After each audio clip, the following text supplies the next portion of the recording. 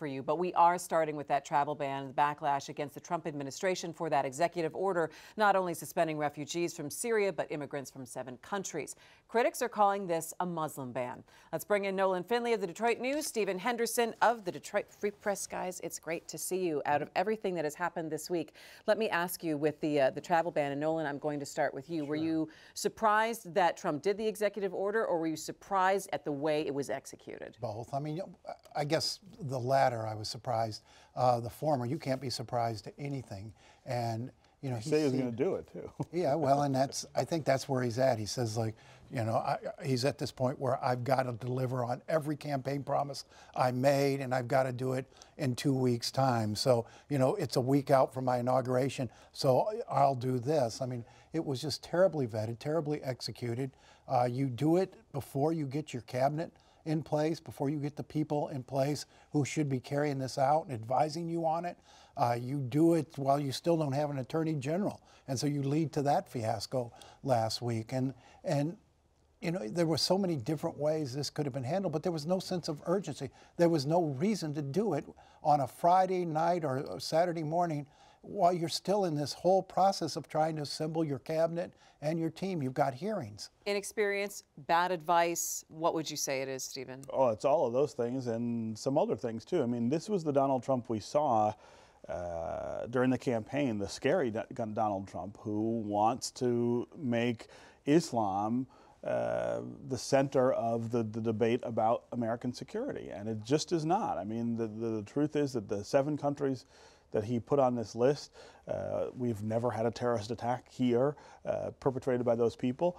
The terrorist attacks that have been perpetrated here have been perpetrated by U.S. citizens and people from other countries that didn't make the list. This is about drawing a boundary that is based on religious fear, on cultural fear, and stoking what he thinks his base was attracted to put him into office. But it's deeply un-American, and I think we have to keep saying that. This is not what this country is about. This is not who this country is. And besides the fact that it won't accomplish any of the things that he says it will accomplish, it will accomplish changing the fundamental character of this nation. I think that's his goal. I think it's interesting that the number of demonstrations, and we saw a number of them around the country at airports and cities, including right here in Michigan. In our continuing One Detroit coverage, here's a look at the crowd in Hamtramck, which has a large Muslim population earlier in the week. Take a look.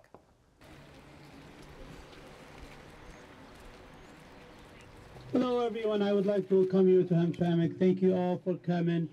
And I just have a message for Mr. President. The U.S. Constitution grants the right of travel and the right of religion, the freedom of religion. So don't try to break that Constitution. Just try to obey that Constitution. Days like this makes me think that if this kind of hate was in the White House in '99, I would not be here today. I would be in Syria, and that's a scary thought. I'm sure you guys know that the people of Syria need us. You can't drop bombs on a country and then tell them they have to stay there. So this is why we're here today. And that's the message that we need to spread. It's not just about where you're from, it's not about your religion. At the end of the day, we're all human.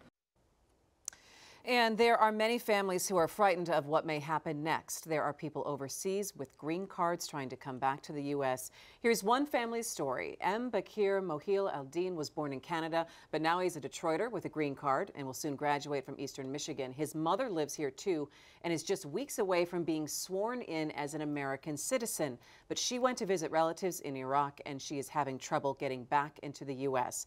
Arab American News reporter Hassan Khalifa is part of the Detroit Journalism Cooperative. He spoke with Mohil el-Deen about that situation. If she makes it to Boston, it's a good day. Once she makes it to Boston, she'll be out. But in order to get to Boston, she's going to be connecting through 2 other cities in the Middle East. And these cities are not even flying people. If your destination is America, they're not allowing you on the plane in the first place, based on they're afraid of not following the U.S. law, and they get fined or banned from flying. So they're really strict about it. And so they say this is not a Muslim ban. This is just an freezing immigration for certain people from certain countries. From the very first day that I heard about it, I thought it was a Muslim ban.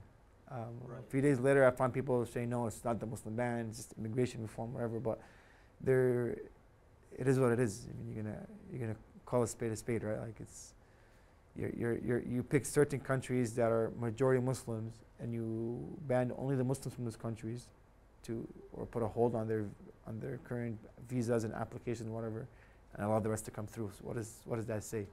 I mean, this is unbelievable what's happening right now. Could you have predicted something like this? Never. Even when Trump was making these campaign promises, we're used to that most presidents aren't able to follow up with their campaign promises, at least the ones that are far-fetched. So this was, even when he was saying so, and even when he was elected, I didn't see this coming. I didn't expect that we're going to wake up within 10 days of him being president and there was a ban of, it's going to change my life and many other innocent people's lives. So this is the first 10 days. Are you nervous about what's to come? Yes.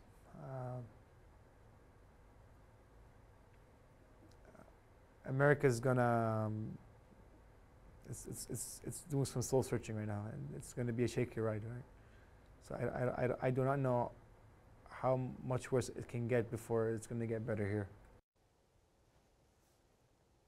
Now, Stephen, you touched upon that soul searching, and also Nolan, you touched upon the fact that Trump is feeling that he needs to fulfill every campaign promise he made. And for Americans, I think maybe we're a little shocked at the fact that people are following through on the campaign promises, because that sometimes doesn't always usually happen. But before we get into that, I want to ask you, and I'm going to start with you, Nolan, how does this make America look to the rest of the world, in your opinion? Well, you know, obviously I think people are still watching to see where this administration is going to go, how it's going to interact with the rest of the world. This certainly was not taken very well in Iraq, a country we're trying to build stronger alliances with against the people who we truly need to be afraid of. So, and I think anytime you're plunging around like a bull in a china shop, it doesn't suggest a whole lot of confidence in the administration. People have a hard time reading it. I mean, it jittered the stock market, it jittered everybody because it was so chaotic. I mean, this was a major change, and you don't put in place, it's not like signing a proclamation for National Broccoli Day. I mean, you've got to put in place processes if you're going to do this. Now, you can debate the wisdom of doing it all day long, even if you think it should have been done. You have to, it's a big change. It requires multiple moving parts, and they took care of none of them, which, you know, has to shake your confidence. And it leads you to the conversation of, you know, people talk about, well, President Trump, maybe he doesn't exactly have, you know, he doesn't maybe exactly have the know-how, but he'll surround himself with the people that do. And this instance, that maybe was not. Either.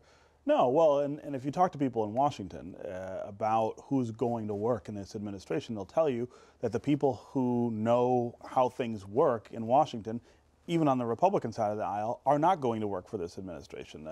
They are worried about, I mean, these are people who've built their careers learning about how government works, how things have to be done, and they're worried about the taint of having participated in what appears at this point to be a deeply troubled administration. And that's a problem for this presidency. I mean, you cannot manage the government. I mean, people always say, well, you know, it's an easier job than people make it out to be, and you don't have to be an expert to do these things.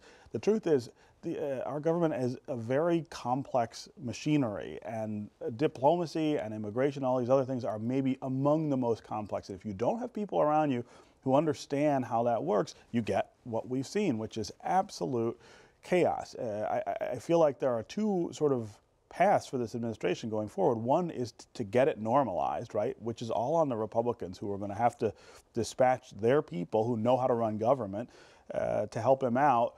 Or this presidency, I don't think, lasts very long, because the blundering into these kind of situations ultimately will violate the law and the Constitution in a way that will end. What do you think? You got to slow down and get it right.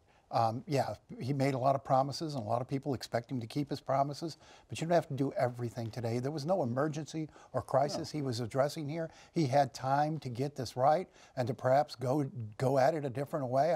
I don't think he would have gotten near the objections if he just said, hey, we're going to slow down the process a little bit. We're going to let in the people who we know and who we've already vetted, but there's a whole lot of people here we don't know. We don't want to run into the same situation they've had in Europe by bringing so many people in at once without checking. So we're just going to slow down. But to just say, we're going to stop, and it stops while people are still in transit, I mean, he invited this sort of reaction he got. You know, and let's talk about the reaction, because I think that's one thing that has struck me over the last week about how people are reacting to it, the crowds that we saw at JFK Airport initially. The lawyers were going to help. And the protests. Do people feel now that because of everything that's happening that they can demonstrate against what's happening in Washington, whether you like it or not? Or have we reached a different phase in where we are in society that people feel more free to now say, well, I'm going to stand up against this? Have you kind When of did felt? they not? Well, I don't know. I mean, do you think that people feel, I guess, freer to go out and say, let's look at what happened in Berkeley, that there was a speaker that was supposed to happen That was last night, and then you had people coming out saying, we are so much against that. That's what I'm talking about. So much as we're going to riot and shut down speech. And I think that's the danger place we go to here. If we get so worked up here and we get so divided that we start forgetting who we are. That's what I'm trying to Because it's as offensive to shut down free reaction speech. to things that you don't But it's as offensive to shut down free speech and riot but look at in the name of shutting down free speech as it was to shut off the immigrants. I mean, in neither case, this is not who we are. So, I mean, the history of this country, though, is the marginalization of certain people for what they look like, who they worship, and all these kinds of divisions that have been drawn. If you put people in a position where they don't feel like they have a mechanism through the legal channels to voice their objection, to get things changed in their favor, you put them in a position where they have no choice. And there is such a thing as just civil disobedience. I mean, we have a long history of that in this country, and we are going to see more of it. There is no question that this administration has made it clear that some people are the enemy, and those people are Americans. Those people live here just like you and I do, and there's no reason that those people have to take this manner of oppression. This is a form of oppression. This is saying to people who have followed the law, who've done nothing wrong, that their rights don't matter as much as anyone else's, and they have a right to push back against that through any means available to them. Well, they don't have a right to be violent and riot and shut down speech. That's unacceptable. But I would caution that there's still, we're still talking about two Americas here and two different groups of people. There are a whole lot of people who support what he's doing, support his policies, and there were a whole lot of people who, the Tea Party protest you saw, for example, went on and on and on for the middle of Barack Obama's term. So, we've had protests. I think we need to, continue to talk to people on both sides of the aisle here. And we tend in the media to only talk to the people who are making noise. This is the argument that always unfolds, though, is order more desirable than justice? And it's not. You're going to have disorder if you want to inflict injustice on people. What that is the way that works. Were they addressing in Berkeley last night? What injustice to shut down a person who they didn't agree with, who wanted to speak? They're addressing the injustice that's that. happening in airports all over the country, where people who have followed the law, who've done nothing wrong, some of them are legal citizens of this country, are being put out. Last night they were saying, we don't want to hear you because we don't agree with you, and that's getting us nowhere in this The answer country. to oppression is often pushback, and it's sometimes violent pushback, and that's the way that works. I don't think those Berkeley brats are oppressed, Steve. Well, I think they were just intolerant. The idea of the privileged linking arms with the marginalized to push back, there's also a long history of that in this country, and there's nothing wrong with it. That is what we're inciting here. Intolerance, and we get nowhere if that's how we're going to communicate.